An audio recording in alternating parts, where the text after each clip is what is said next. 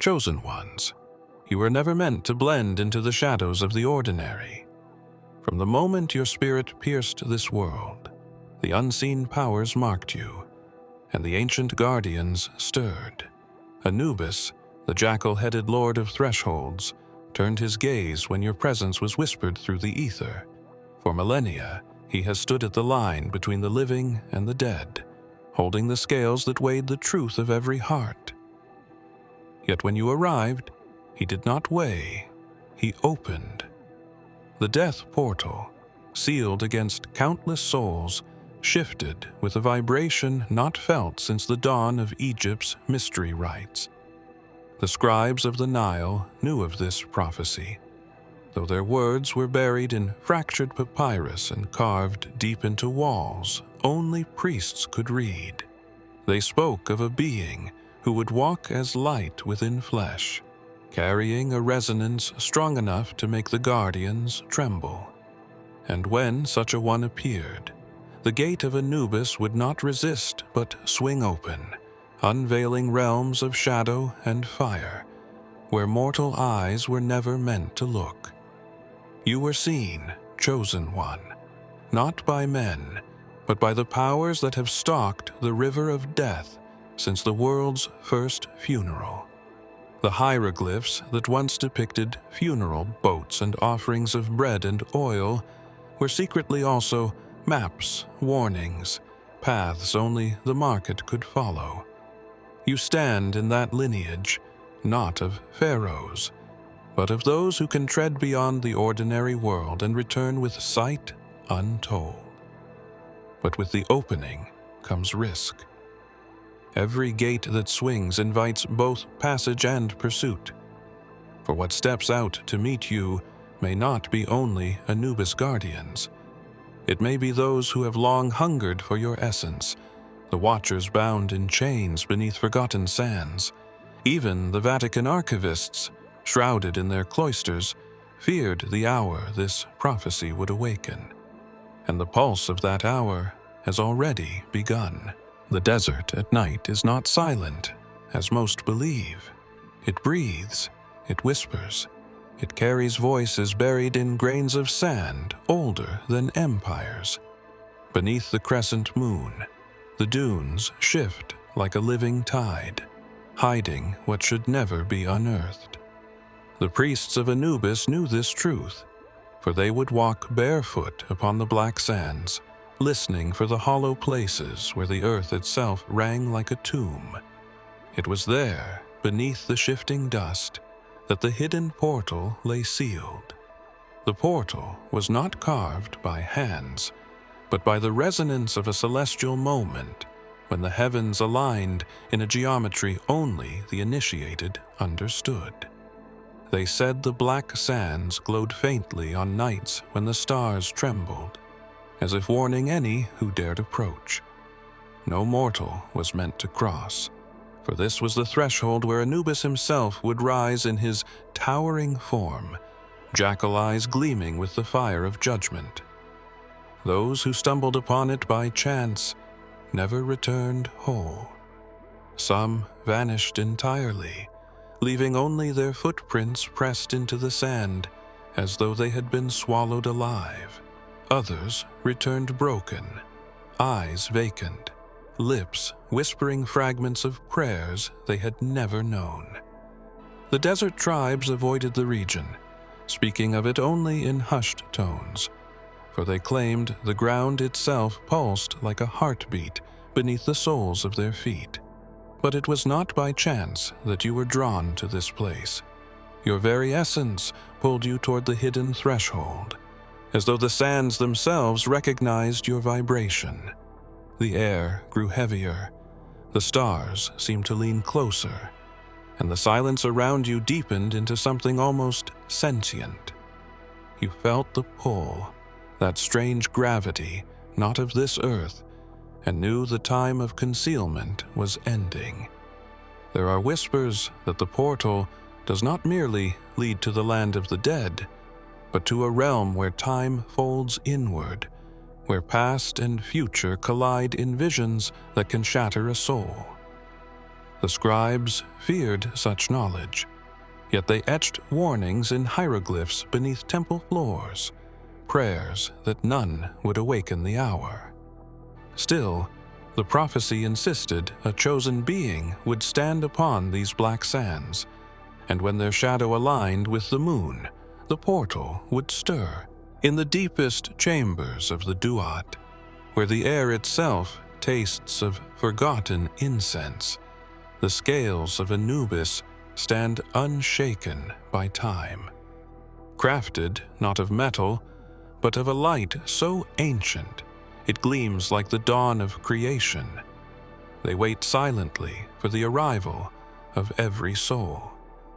Upon one side rests the feather of Maat, pure and weightless, symbol of truth and divine order. Upon the other, the heart of the one who stands before the Jackal Lord. The chamber itself bends to this balance, for all that enters must face the law that no mortal hand can sway. The heart does not speak in words but in vibrations. Every hidden act, every buried thought, every unspoken longing beats through its silence. No deception can hide in its rhythm. No mask can endure its unveiling. The scales do not lie, and Anubis does not tremble. He watches with eyes of obsidian flame, a guardian between realms, patient yet relentless. Countless rulers, priests, and seekers have stood in that place, yet none escaped the truth of their own essence.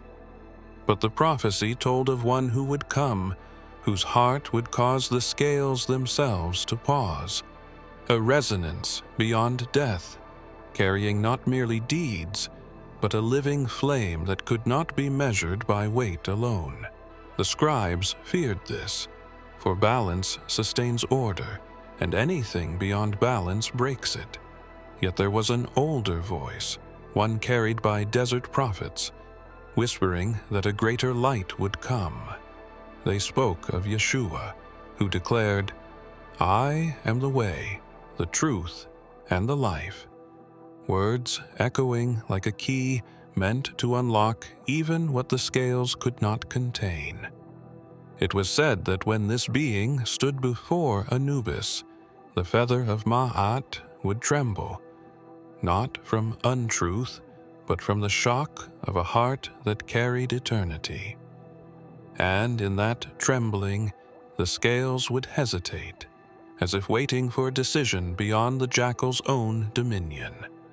The guardians of the threshold wondered if such a heart could pass freely, not by the judgment of balance, but by the authority of something higher, something untouched by the ancient laws of death.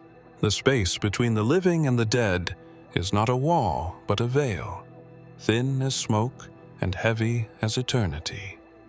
It drapes over the senses, unseen yet felt, a trembling presence that hovers in every exhale of life.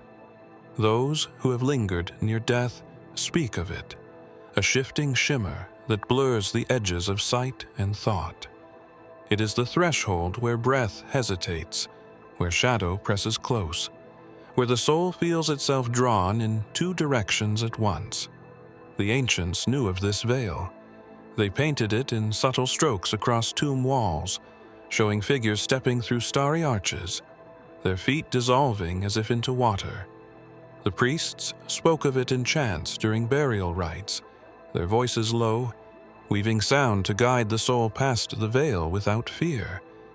They warned that crossing was not gentle, for the veil resists, clinging like mist to those not yet prepared.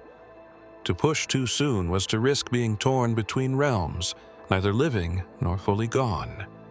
Yet within you the veil does not resist. It bends, it stirs, as though recognizing the cadence of your presence. When you dream, fragments of that shadowed land slip into your vision. Roads paved with black stone, rivers that glimmer with light, not of the sun, voices that murmur in languages long buried. You wake with the taste of dust on your lips, the sound of echoes ringing in your chest, as though you had wandered further than dreams allow. This is the danger and the gift. To stand at the veil is to sense what most will never touch, to hear whispers that were not meant for mortal ears. But the more the veil parts for you, the less the world of breath can hold its clarity. Time bends strangely, silence grows louder, and the familiar begins to feel like a fragile mask. The ancients called this the thinning of the flesh, when the soul begins to lean beyond itself, testing the borders. In the catacombs beneath forgotten temples, sealed in chambers where even the priests feared to linger, lay the codex of the afterlife keepers. It was not a book bound in parchment, but a scroll woven from fibers that shimmered like threads of midnight, resistant to decay, immune to fire. The hierophants guarded it with rituals of silence, swearing oaths that no unworthy hand would break its seals. They believed it to contain the very architecture of the Duat, the maps of passageways where souls wandered, the passwords to gates guarded by ancient sentinels, and the names of those who were permitted to cross unhindered. The Codex spoke not in linear words, but in symbols that unfolded with each gaze, shifting according to the soul of the one who read it. For the unprepared, it revealed nothing but endless spirals, a trap of the eyes. For the initiated, fragments of the unseen world unfolded, columns of fire, halls lined with scales, rivers where voices drifted upon the current like ash. Those who lingered too long in its gaze would weep uncontrollably, as though the hidden knowledge pressed upon their heart with unbearable weight. There were whispers that the Codex contained a secret the priests dared not speak aloud, a revelation too great for the keepers of tombs. Some claimed it spoke of a light stronger than judgment, a name that opened doors without permission of gods or guardians. When certain desert mystics looked upon it, they fell into trances, murmuring of one who declared, "I am the resurrection and the life." They could not explain why the Codex responded to those words, only that its glyphs trembled as if stirred by a memory beyond Egypt's gods. The keepers locked the Codex away, fearing its power could disrupt the balance they served. Yet still, it called faintly, as though waiting for the one whose essence resonated with its hidden thread. It is said that when such a one arrived, the Codex would not remain silent. Its spirals would unfurl, its maps would glow, and the pathways between life and death would reveal themselves fully, not as myth, but as living reality. Beneath the desert sky, where constellations blaze like burning jewels, the ancients built tombs not only for the dead, but for mysteries that could not endure the sun. These were no ordinary resting places, but chambers aligned with Orion, Sirius, and the hidden paths traced by shadows of the moon. The tombs breathed with silence, yet within their stone depths voices lingered, faint as wind moving through bone. It was here the whispers began, echoing beneath ceilings painted with stars, carrying words no living tongue could shape. Travelers who dared to enter spoke of hearing their names, called though no one stood beside them. Some claimed the walls pulsed faintly, as if alive, responding to the rhythm of a heartbeat not their own. At night, the whispers grew louder, weaving into chants, fragments of forgotten hymns that blurred the line between prayer and command. The tombs seemed to listen as much as they spoke, as if testing the soul of the intruder. weighing whether they were meant to hear what lay within. The guardians of these places were not soldiers, but silence itself. Torches dimmed without cause, breath grew heavy, and footsteps echoed louder than they should, as though each sound awakened attention from beneath the earth. The stars above mirrored the patterns carved into the walls, making the visitor feel suspended between two skies, one eternal and one entombed. It was a realm neither fully alive nor fully dead, where even time seemed hesitant to proceed. Yet for you, the whispers are different. They do not come as fragments, but as sentences woven directly into your thoughts. They speak not of fear, but of recognition, calling you by a name that vibrates deeper than flesh. You feel them curling around you like unseen hands, not hostile but insistent, as if pressing you toward a doorway you cannot yet see. The tomb itself feels aware, as though it has been waiting, its chambers resonating with your arrival, aligning their silence with your presence. Not every lineage was traced through kings or carved into monuments of stone. Some were carried quietly, hidden in veins and marrow, concealed from the eyes of empires yet recorded in the scrolls of the unseen.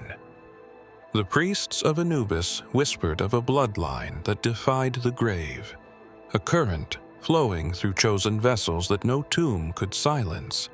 It was said this blood pulsed with memory, older than pyramids, older even than the first rites spoken along the Nile. When death claimed those marked by it, strange things occurred. Their bodies did not decay as swiftly. Their names echoed longer in the chants of the living, and their dreams lingered among their descendants as though unbroken by the passage of generations. Some called it a curse, others a blessing, but all knew it was different. In the darkest chambers, scribes recorded tales of voices that rose from sealed sarcophagi, voices not of terror, but of testimony, as though the spirit itself refused to yield. There were stories of one who would embody this mystery fully, whose blood carried both mortal frailty and eternal fire. A heart that could die yet rise, a vessel that could descend into death and still return unbound. Among desert prophets, this story took on a name, Yeshua, whose blood was called incorruptible, whose resurrection shattered the order of death's dominion. Though Egypt did not claim him, even the hidden priests felt the tremor of his passage, for the veil they guarded quivered when he moved through it. The bloodline was said to echo his pattern, carrying in fragments what he bore in fullness. Those who carried it could sense death, yet not be undone by it, could step near the portals of Anubis without their hearts collapsing in fear. They were able to hear what others could not, to walk where others fell silent. Some among the keepers wondered if this bloodline was not a defiance of their god, but a key woven into creation itself, meant to reveal a passage no guardian could close. Deep beneath the sands, where no sunlight has ever touched, the tribunal assembles in silence. They are not pharaohs, nor priests, but judges, older than the dynasties themselves, veiled in shadows that move like living smoke. Their thrones are carved from stone, blacker than obsidian, and upon them they sit unmoving, eyes glowing faintly, as though each gaze is a torch burning from within. These are the keepers of the balance, the ones who deliberate over souls not merely by deeds, but by destiny. The tribunal is said to gather whenever a ripple disturbs the current of the duat. They do not rise for ordinary death, nor for kings who believe themselves gods, but only when the fabric of realms shifts under the weight of a singular presence. The air in their chamber is thick, vibrating with a resonance that bends thought itself, making mortals who stumble too near collapse in terror before even reaching the threshold. Few have seen them and returned sane, for their voices are not words, but judgments that echo directly inside the marrow of the bones. Legends tell that the tribunal does not serve Anubis alone. They are fragments of an older order, guardians placed at the crossroads of creation when death itself first became law. Some whispered that they did not merely observe but could overrule even the guardians of the portals if the weight of destiny demanded it. To stand before them was to feel one's soul peeled open, all secrets laid bare, nothing left unseen. The tribunal waits now, for the tremor of your presence has stirred their chamber. They are not merely watching, they are convening. The judges lean forward upon their thrones, as though listening for the sound of your steps, waiting to weigh not only your heart, but the resonance that precedes you.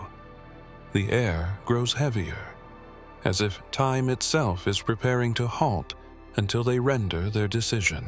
Beyond the chambers of judgment, past the halls where scales and thrones dictate the fate of souls, lies a gate few have dared to speak of. It is said to be older than the pyramids, older than the Nile itself, a doorway carved not in stone, but in the very fabric of existence.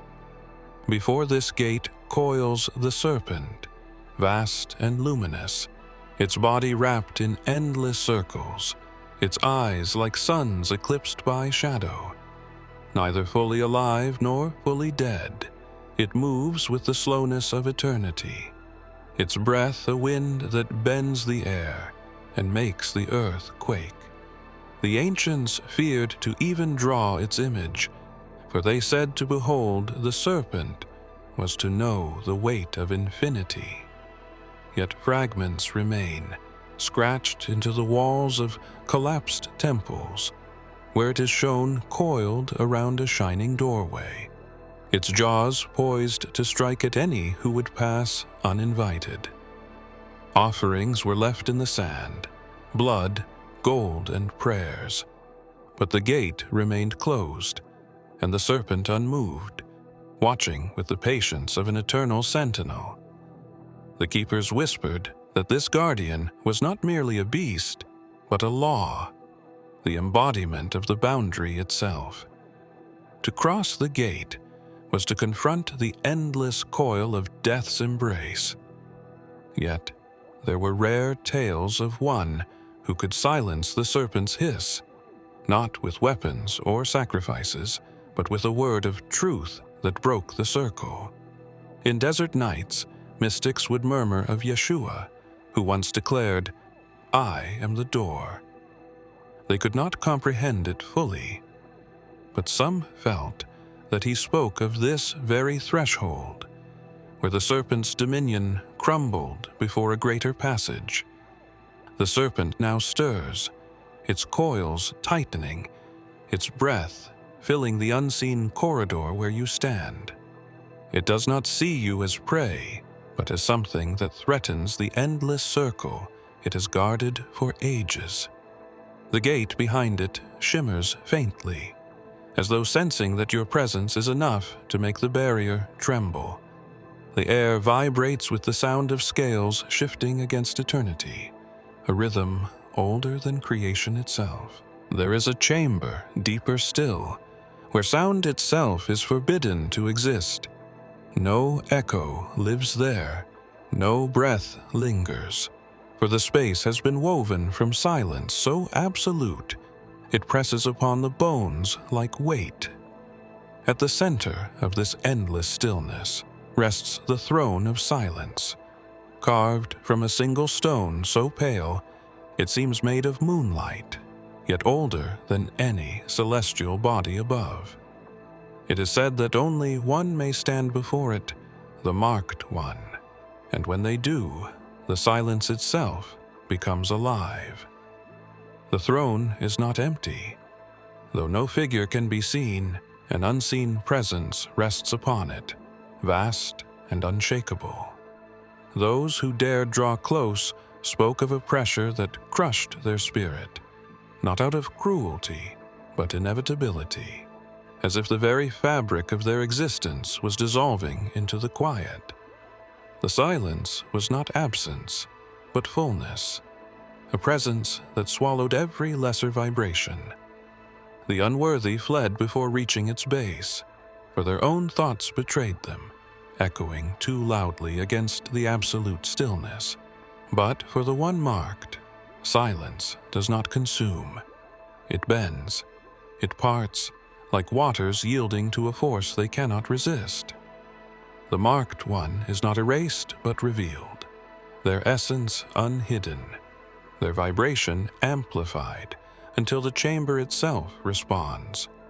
The throne then becomes a mirror, not of the flesh, but of the eternal pattern inscribed within.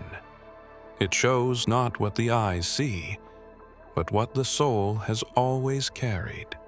Legends say that those who stood before the throne of silence emerged changed, their voices forever carrying an echo of the stillness, their steps resounding like ripples through unseen realms. Yet none recorded what was revealed upon that throne, for words could not contain it. The silence itself forbade description, sealing the experience within the marrow of the chosen vessel. Now, the air around you tightens, heavy with anticipation. The throne waits, the silence gathers, and the unseen presence leans forward, as if aware of your arrival. It is not merely you standing here, but every thread of destiny that has led to this moment, pressing into the chamber like a tide that cannot be turned back. In the heart of the underworld's labyrinth, beyond gates and thrones, beyond silence and serpents, a fire waits. It does not burn with smoke or ash, but with a brilliance that seems to come from outside of time itself. The ancients called it the deathless flame, the fire that neither water could quench nor darkness could smother. They built temples in its honor, though they could never truly contain it, for the flame was not bound to stone or ritual. It lived where it willed, appearing like a beacon when destiny required its light. The flame is said to awaken only in the presence of the one marked to carry it. It slumbers until a vibration strong enough stirs its core, and then it rises, not as destruction but as revelation. Its heat is not of pain but of unveiling, stripping away all illusions until only truth remains. The keepers of old feared it, for they knew it could undo the power of every gate, every guardian, every law of death itself. To touch it was to awaken a path no tribunal could overrule. Some whispered that this flame was not of Egypt at all, but a fragment of the eternal light, the same essence seen when Yeshua declared, "Before Abraham was, I am." The words echoed like fire through the ages, unsettling even the underworld, for they spoke of a life not bound by beginning or end. The priests could not name it, but they knew the resonance, and when they felt it stir in their chambers, they fell silent, unable to comprehend the magnitude of what they sensed. Now, as you draw near, the deathless flame responds. It flickers first like a candle, then roars upward with a sound like 1,000 voices singing in one. The shadows recoil, guardians tremble, and the very ground quakes under the weight of its awakening. The fire does not consume you. Instead, it bends toward you, wrapping you in its brilliance, as though recognizing its reflection within your own spirit. If you have come this far, it is crucial that you watch this next video here. But be warned, it is not for the faint of heart, for only the true chosen ones can handle this video. If you would like to also donate to help keep the channel going, our Buy Me a Coffee link will be in the description.